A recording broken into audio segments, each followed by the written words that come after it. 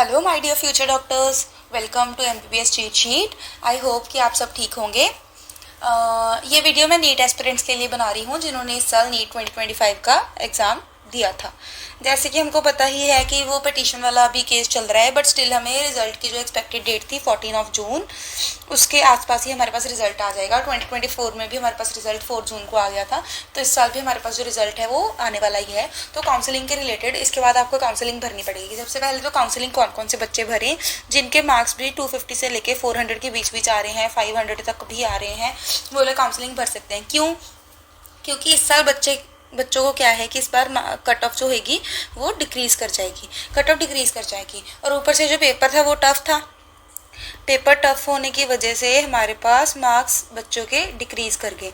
जिन बच्चों के marks decrease कर गए, अब वो आधे से ज़्यादा तो वो काउंसलिंग भरेंगे ही नहीं। क्यों नहीं भरेंगे? क्योंकि उन्हें लगेगा कि मेरे 600 तो आए ही नहीं, मुझे सीट नहीं मिलेगी। तो हमारे पास जो काउंसलिंग भरने वाले बच्चे हैं वो बहुत ही कम होंगे। तो आप 250 से लेकर अगर 500 तक भी आपके मार्क्स आ रहे हैं तो आप काउंसलिंग ज़रूर भरें।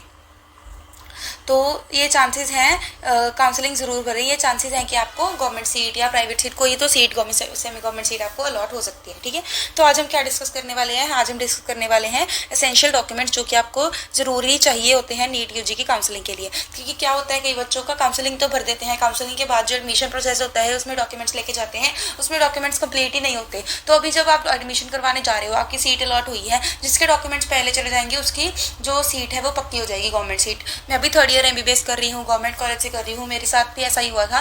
मेरे पास तो सारे डॉक्यूमेंट्स थे। जो मेरी क्लासमेट थी उसके पास अपना गैप सर्टिफिकेट और माइग्रेशन सर्टिफिकेट नहीं था। ये जो गैप सर्टिफिकेट और माइग्रेशन सर्टिफिकेट होते हैं ये माइनर सर्टिफिकेट्स होते हैं, इनके बिना चल जाता है। ये आप सबमिट करा सकते हो with in your first year. But जो मेन सर्टिफिकेट्स हैं, जैसे कि आपके जो ऊपर वाले सर्टिफिकेट्स है जो कि अभी मैं बताऊंगी, अगर वो आपके पास नहीं है at the time of admission process, तो आपके जो एडमिशन है उसमें आपको प्रॉब्लम आ सकती है। ठीक है, तो आज हम एसेंशियल डॉक्यूमेंट डिस्कस करेंगे। कौन कौन से एसेंशियल डॉक्यूमेंट्स हैं उसकी सारी लिस्ट में इसका PDF भी आपके डिस्क्रिप्शन बॉक्स में मेंशन कर दूंगी। ठीक है, सबसे पहले आपके पास नीट 2025 का एडमिट कार्ड होना चाहिए। अब कुछ बच्चों ने क्या किया, नीट 2025 का एडमिट कार्ड ही फाड़ के या क्रश करके फेंक दिया होगा क्योंकि उनका पेपर अच्छा नहीं गया। बट बच्चों, अगर आपके पास नीट 2025 का एडमिट कार्ड नहीं है तो आपके पास इसका PDF होगा। जब आपने डाउनलोड किया होगा तो इसका PDF दोबारा से निकलवा लो, प्रिंट। ये आपको ज़रूरी चाहिए होगा काउंसलिंग भरने के लिए। ठीक है, ये आपका प्रूफ होगा कि आपने पार्टिसिपेट किया था, नीट का एग्जाम आपने दिया था। ठीक है, ये आपका नीट का एडमिट कार्ड। उसके बाद आपका नीट का 2025 का स्कोर कार्ड, जो आपका रैंक लेटर है जिसमें आपकी रैंक मेंशन होगी,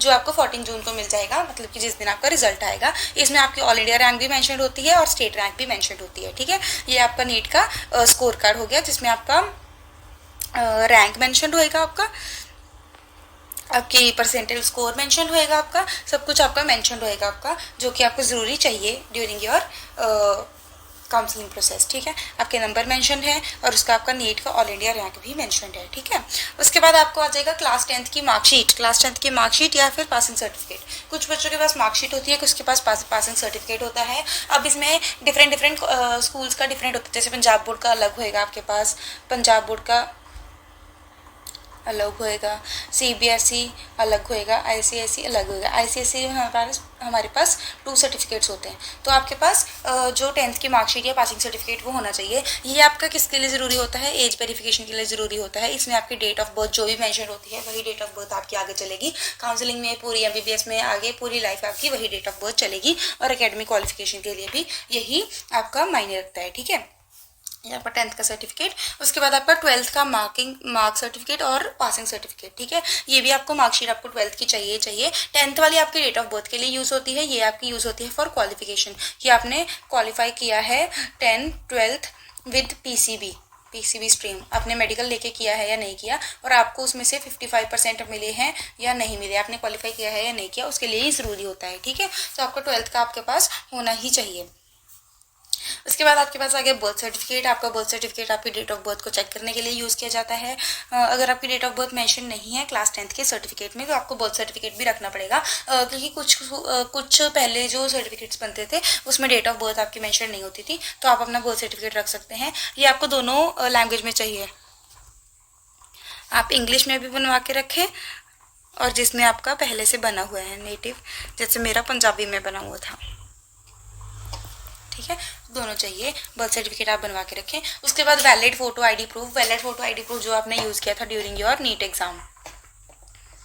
आपने क्या यूज़ किया, आधार कार्ड यूज़ किया, पासपोर्ट यूज़ किया, वोटर आईडी यूज़ की, या फिर अपने पैन कार्ड यूज़ किया, आपको वो अपने पास रखना ही होएगा, ठीक है। आधार कार्ड, पासपोर्ट, पैन कार्ड और वोटर कार्ड, ठीक है। उसके बाद आपको पासपोर्ट साइज़ फोटोग्राफ रखनी पड़ेगी। पासपोर्ट साइज़ फोटोग्राफ आपके पास 6 to 8 कॉपीज़ होनी ही चाहिए, क्योंकि आपकी जो नीट की काउंसलिंग है उसमें आपको चाहिए ही चाहिए। प्रेफर करेंगे आपने जो नीट की एप्लीकेशन फॉर्म में जो आपने, जैसे कि आपका जो एडमिट कार्ड है उसमें जो आपकी फ़ोटो लग के आई है, जो आपने एप्लीकेशन फॉर्म में भरी होगी, आप प्रेफर करेंगे आप वही फ़ोटोज़ आप यूज़ करें for your NEET counselling process, तक क्योंकि फिर कोई लाइक मिसअंडरस्टैंडिंग ना हो कि ये बच्चा वो नहीं है या इसकी शक्ल नहीं मिलती, तो ऐसा करके काफ़ी सारी प्रॉब्लम्स आ जाती हैं। तो आप पासपोर्ट साइज़ फोटोग्राफ प्रेफर करें कि आप वही पासपोर्ट साइज़ फोटोग्राफ यूज़ करें, ठीक है। उसके बाद आपका प्रोविजनल अलॉटमेंट लेटर, जैसे ही आपकी काउंसलिंग कंप्लीट होगी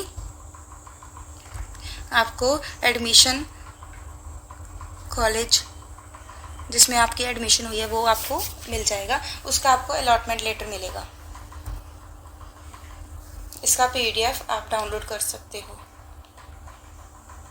जब आपको काउंसलिंग साइट पे काउंसलिंग का रिजल्ट मिल जाएगा, ठीक है। ये पीडीएफ आपको कॉलेज में लेके जाना पड़ेगा ड्यूरिंग एडमिशन, तभी जाके आपका सीट जो है वो पक्का होएगा, ठीक है। अलॉटमेंट लेटर कैसा होता है, ऐसा अलॉटमेंट लेटर होता है जैसे आपका काउंसलिंग का रिजल्ट आएगा, काउंसलिंग में आपको पता चल जाएगा रिजल्ट में कि आपको कौन सा कॉलेज अलॉट हुआ है। उसके बाद आप साइट पे जाके कॉलेज का अलॉटमेंट लेटर आप उसमें से निकाल सकते हो, उसका पीडीएफ आप डाउनलोड करके उसका प्रिंट निकलवा सकते हो। इस प्रिंट को आपको कॉलेज में लेके जाना पड़ेगा ड्यूरिंग द एडमिशन प्रोसेस। वहाँ पर जाके आपको, जैसे मेरे कॉलेज में हुआ था, वहाँ पर जाके आपको पहले स्टैंप लगवानी पड़ेगी, साथ ही साथ आपका मेडिकल भी होगा। उसमें आपके सारे जो मेडिकल एग्जामिनेशन होती हैं ईयर आएगी, वो सारी होंगी मेडिकल एग्जामिनेशन। उसके बाद जाके आपको जो एडमिशन प्रोसेस वो कंप्लीट होगा और आपको एक स्लिप मिलेगी आफ्टर योर फीस सबमिशन, ठीक है। तो ये अलॉटमेंट लेटर बहुत ज़्यादा ज़रूरी होता है, ठीक है।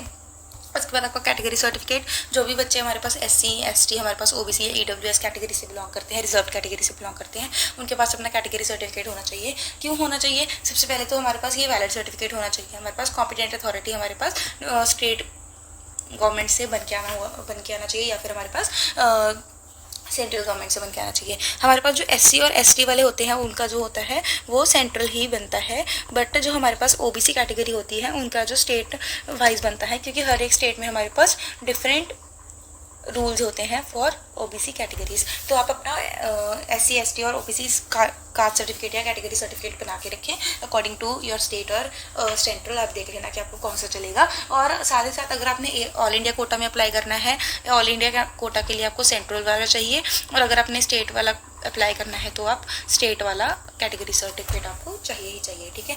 कैटेगरी सर्टिफिकेट हमारे पास कैसा होता है, ये हमारे पास ऐसा होता है, जो भी आपके नियर बाय आपको सुविधा केंद्र वगैरह लगता है, या फिर आपके पास कोई भी गवर्नमेंट आपको सेंटर लगता है, वहाँ पे जाके आप कास्ट सर्टिफिकेट अप्लाई कर सकते हैं। इसको बन के आने में भी 15 to 20 डेज लगेंगे। तो आप अभी अप्लाई करेंगे तब जाके आपका रिजल्ट आने तक आपका सर्टिफिकेट बन के आएगा, ठीक है। उसके बाद हमारे पास आ गया PW certificate. PW certificate people with disability certificate. किसी भी बच्चे को हमारे पास डिसेबिलिटी है या हैंडीकैप्ड है तो उसको हमारे पास डिसेबिलिटी सर्टिफिकेट मिल जाएगा, और इसके बेसिस पे हमारे पास डिसेबिलिटी कोटा भी होता है। हमारे पास डिसेबिलिटी कोटा की वजह से आपको जो एडमिशन है उसमें आपको जो कट ऑफ है उसकी कम हो जाती है डिसेबिलिटी कोटा की, और आपको एडमिशन ईजिली मिल सकती है गवर्नमेंट कॉलेज में। तो आप अपना डिसेबिलिटी सर्टिफिकेट भी बनवा सकते हैं। डिसेबिलिटी सर्टिफिकेट भी सुविधा केंद्र में जाके आप अप्लाई कर सकते हैं, ठीक है। उसके बाद हमारे पास डोमिसाइल सर्टिफिकेट। डोमिसाइल सर्टिफिकेट क्या होता है, डोमिसाइल का मतलब होता है कि आप कहाँ के रेजिडेंस है, आपका रेजिडेंस कौन सा है, आप कौन सी स्टेट से बिलोंग करते हैं। डोमिसाइल सर्टिफिकेट हमारे पास स्टेट कोटा में एडमिशन भरने के लिए बहुत ज़्यादा ज़रूरी होता है, अपनी रेजिडेंसी को प्रूव करने के लिए। जैसे मैं अपनी पंजाब की रेजिडेंसी को प्रूव करने के लिए मेरे पास पंजाब का डोमिसाइल सर्टिफिकेट होना ही चाहिए। कैसा होता है डोमिसाइल सर्टिफिकेट, हमारे पास पंजाब रेजिडेंस सर्टिफिकेट होता है। ये भी आप सुविधा केंद्र में जाके अप्लाई कर सकते हो, ठीक है। Migration certificate. माइग्रेशन सर्टिफिकेट क्या है, हमारे पास सम यूनिवर्सिटीज़ में हमारे पास ड्यूरिंग एडमिशन आपको माइग्रेशन सर्टिफिकेट चाहिए होता है। जैसे कि जो मेरा कॉलेज है वहाँ पे आपको माइग्रेशन सर्टिफिकेट चाहिए था during the admission process. Migration certificate आपको तब मिलता है जब आप किसी यूनिवर्सिटी में, पहले आप किसी यूनिवर्सिटी में या किसी कॉलेज में आप या किसी स्कूल में आप स्टडी कर रहे हो, उसके बाद आप उस स्कूल को छोड़ रहे हो after passing your diploma degree और एनी क्लास, तो आपको माइग्रेशन सर्टिफिकेट वो वाले स्कूल से आपको, कॉलेज से आपको या यूनिवर्सिटी से मिलता है, जिसमें आपको आपको मेंशन होता है कि आपने कौन से डेट को माइग्रेट किया या कुछ भी कौन से स्कूल से था और आप क्या कहाँ जा रहे हो, ठीक है। ये आपको माइग्रेशन सर्टिफिकेट ज़रूरी होता है, ठीक है। उसके बाद ट्रांसफर सर्टिफिकेट, जब आप किसी पर्टिकुलर स्कूल से आप दूसरे स्कूल में जाते हो mid of the diploma, mid of the class में, मिड ऑफ द ईयर में, तब आपको ट्रांसफर सर्टिफिकेट दिया जाता है by the last attended institution. Last attended institution जो आपका पुराना स्कूल है, मोस्टली ये स्कूल्स हमारे पास प्रोवाइड करते हैं, ठीक है। उसके बाद करेक्टर सर्टिफिकेट हमारे पास दिया जाता है, ये भी हमारे पास लास्ट अटेंडेड इंस्टीट्यूशन से दिया जाता है। जैसे मेरा करेक्टर सर्टिफिकेट मेरे पुराने स्कूल से मिलेगा कि मैंने वहाँ पे कैसा करेक्टर मेंटेन किया, मेरा बिहेवियर सर्टिफिकेट होता है, वो भी आपको पुराने उससे मिलेगा। पहले करेक्टर सर्टिफिकेट बहुत ज़रूरी होता था, अब अगर आपके पास करेक्टर सर्टिफिकेट नहीं भी होगा तो भी चल जाएगा, बट जो ऊपर मैंने सारे डॉक्यूमेंट्स मेंशन किए हैं वो आपको ज़रूरी चाहिए ही चाहिए ड्यूरिंग द एडमिशन प्रोसेस, ठीक है। करेक्टर सर्टिफिकेट हमारे पास कुछ ऐसा दिखता है, ये आप बनवा सकते हो, ठीक है। गैप सर्टिफिकेट हमारे पास बहुत ही ज़रूरी है during the admission process. Gap certificate क्या होता है, 12th क्लास के बाद अगर आपने ड्रॉप लिया है फॉर द नीट प्रिपरेशन, तो आपका जो ड्रॉप ईयर है उसमें आपने क्या किया उसके लिए आपको एक एफिडेविट बनवाना पड़ेगा। ये एफिडेविट आप किसको सबमिट करते हो, गवर्नमेंट को सबमिट करते हो, और इसकी एक कॉपी आपके पास भी होती है, ठीक है। उसके बाद जो एफिडेविट होता है, एफिडेविट में मेंशन होता है कि क्लास 12th के बाद अगर आपने 1 साल का ड्रॉप लिया, 2 साल का ड्रॉप लिया, तो उस साल में आपने क्या किया, किसी साल में क्या आपने नीट पीजी की प्रिपरेशन की, नीट यूजी की प्रिपरेशन की, क्या आपने किसी और कॉलेज में, किसी और यूनिवर्सिटी में डिग्री की, तो वो मेंशन होता है गैप सर्टिफिकेट में। तो ये एफिडेविट हमें एक गवर्नमेंट को सबमिट करना होता है, ठीक है।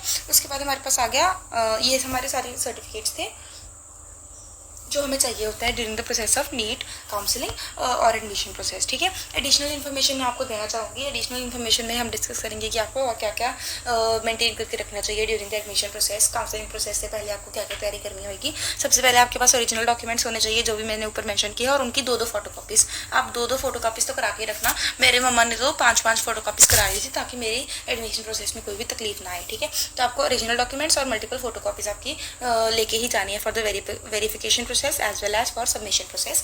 ऑल्सो आपके जो रियल डॉक्यूमेंट्स होते हैं वो जो यूनिवर्सिटी होती है जिसमें आपको एडमिशन अलॉट हुई है वहाँ पे सबमिट हो जाते हैं, और उसके बाद आपको मिलते नहीं हैं।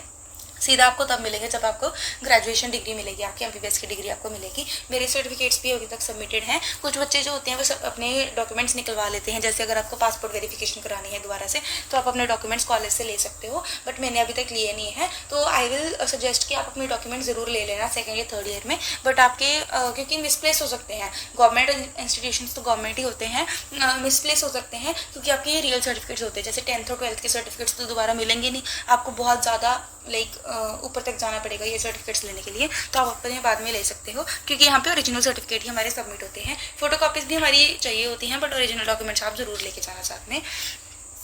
कुछ स्टेट में हमारे पास एडिशनल हमें डॉक्यूमेंट्स चाहिए होते हैं, स्टेट स्पेसिफिक हमारे पास रिक्वायरमेंट्स होती हैं, जैसे कि इनकम सर्टिफिकेट हो गया, स्पेसिफिक एफिडेविट्स हो गए। तो वो आप चेक कर लेना अपने स्टेट वाइज, आप स्टेट कोटा में जब भर रहे हो वहाँ पे आपको इन्फॉर्मेशन मिल जाएगी कि कौन कौन से डॉक्यूमेंट आपको चाहिए। तो आप चेक कर लेना रिस्पेक्टिव स्टेट काउंसलिंग के लिए आपको उसकी गाइडलाइंस क्या है और कौन कौन से आपको ये सर्टिफिकेट चाहिए, ठीक है।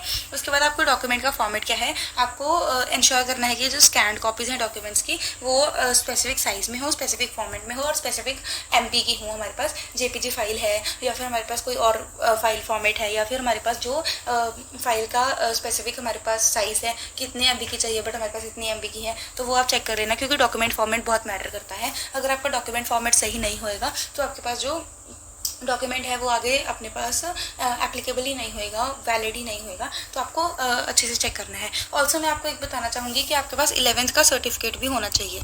काफ़ी बच्चों के पास जो 11th का सर्टिफिकेट होता है वो रफ पेपर होता है, बट जो 11th का सर्टिफिकेट होता है वो आपको हार्ड कॉपी उसकी चाहिए ही चाहिए। आपके स्कूल से आप निकलवा लीजिए 11th का सर्टिफिकेट, क्योंकि मेरे सर्टिफिकेट में इशू आया था जैसे ही मेरा फर्स्ट ईयर का रिजल्ट आने वाला था। मेरा जो रिजल्ट हुआ था वो डिले हो गया था क्योंकि मेरे पास जो मैंने 11th का सर्टिफिकेट सबमिट किया था during my admission process, but वो जो पेपर था उसमें मेरे प्रिंसिपल के ओरिजिनल साइन नहीं थे, वो फोटोकॉपी डॉक्यूमेंट था। तो मेरा फर्स्ट ईयर का रिजल्ट डिले हो गया था, और उस दिन मेरे को कहा गया था कि जो आपका 11th का सर्टिफिकेट है वो ओरिजिनल सर्टिफिकेट चाहिए। मेरे को समझ नहीं आया कि ओरिजिनल सर्टिफिकेट क्या है। मैंने दोबारा से फोटोकॉपी सबमिट कर दी, और उसके 2 दिन बाद मेरे को नोटिस आया कि आपको ओरिजिनल सर्टिफिकेट सबमिट करना है प्रिंसिपल के साइन के साथ। वही प्रिंसिपल होना चाहिए जो आपके 11th के टाइम पे था। तो मेरे को काफ़ी प्रॉब्लम आई थी, तो मेरे को 11th का सर्टिफिकेट दोबारा से बनवाना पड़ा था with the sign of the principal. तो आप 11th का सर्टिफिकेट भी बनवा लीजिए with the original sign of the principal, ठीक है। ये सब मैंने बता दिया डॉक्यूमेंट फॉर्मेट। अगर आपको मोस्ट एक्यूरेट या अपडेटेड इन्फॉर्मेशन चाहिए आपको, तो आप रेगुलरली चेक कर सकते हो मेडिकल काउंसलिंग कमेटी के बारे में। वेबसाइट है जो, उसकी आपको पता, उस पर आपको गाइडलाइंस मिल जाएंगी, आपको इन्फॉर्मेशन मिल जाएगी सारी की सारी रिलेटेड टू काउंसलिंग। और अगर किसी और टॉपिक के बारे में, किसी पर्टिकुलर स्टेट कोटा के बारे में, ऑल इंडिया कोटा के बारे में, या किसी पर्टिकुलर इंस्टीट्यूशन के बारे में आपको कोई डिटेल या हेल्प चाहिए, तो आप फ्रीली आप आस्क कर सकते हो इन द कमेंट सेक्शन। मैं जल्द से जल्द रिप्लाई करूँगी या उसके रिलेटेड वीडियो बनाने की भी कोशिश करूँगी। Thank you. अगर आपको ये वीडियो अच्छी लगी हो तो do like, share and subscribe my channel. Thank you.